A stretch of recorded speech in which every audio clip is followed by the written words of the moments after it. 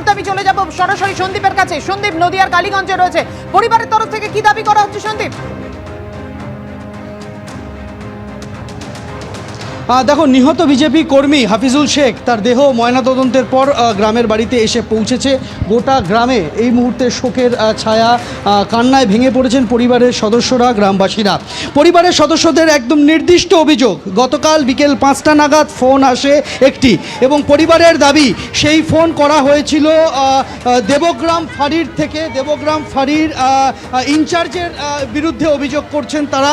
তাদের অভিযোগ, দেবগ্রাম ফাঁড়ির যিনি ইনচার্জ রয়েছেন তিনি হাফিজুলকে ফোন করে ডাকেন, পুরনো একটি মামলার নিষ্পত্তির জন্য তাকে ডাকা হয়েছিল বলে পরিবারের সদস্যরা অভিযোগ করছেন। এবং সেই ঘটনার পর হাফিজুল বাড়ি থেকে বেরিয়ে যান। এরপরই 6:30 নাগাদ বাড়িতে খবর আসে যে হাফিজুলের মৃত্যু হয়েছে, এবং হাফিজুলকে একেবারে যেখানে হাফিজুল বসেছিলেন সেই জায়গাতে তাকে কোমরে গুলি করা হয়।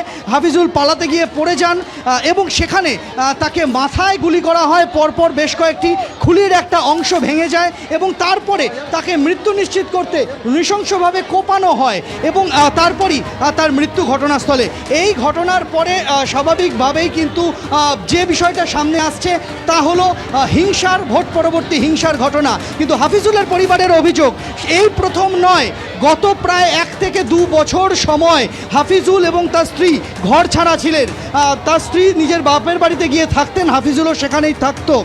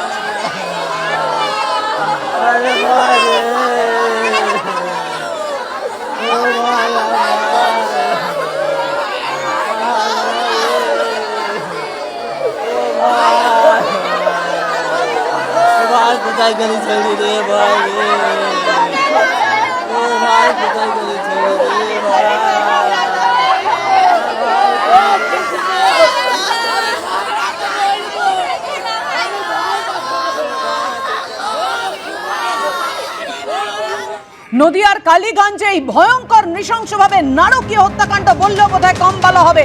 এই ঘটনায় একজনকে গ্রেফতার করেছে পুলিশ। সন্দীপ, জানাও আমাদের।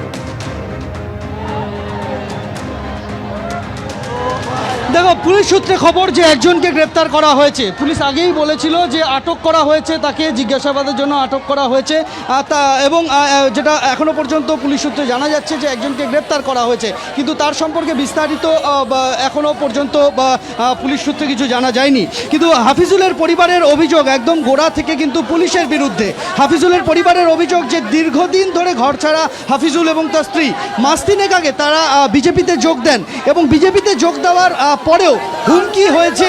এমনকি এখানে যেদিন নির্বাচন ছিল, কৃষ্ণনগর লোকসভা কেন্দ্রের ভোট ছিল, তারপর দিন বাড়ির কাছে বোমাবাজির ঘটনা ঘটেছে। সেই বোমাবাজি, সন্দীপ, মানে এই দৃশ্য সত্যি চোখে দেখা যায় না। অত্যন্ত দুর্ভাগ্যজনক বাংলায় আমাদের এই ছবি দেখতে হচ্ছে। মাঝে মাঝে দেখছেন বুক চাপড়ে হাহাকার বাবার সেই কান্না, চোখের জল। ভয়ঙ্কর ঘটনা যে নৃশংসভাবে খুন করা হয়েছে তার ছেলেকে।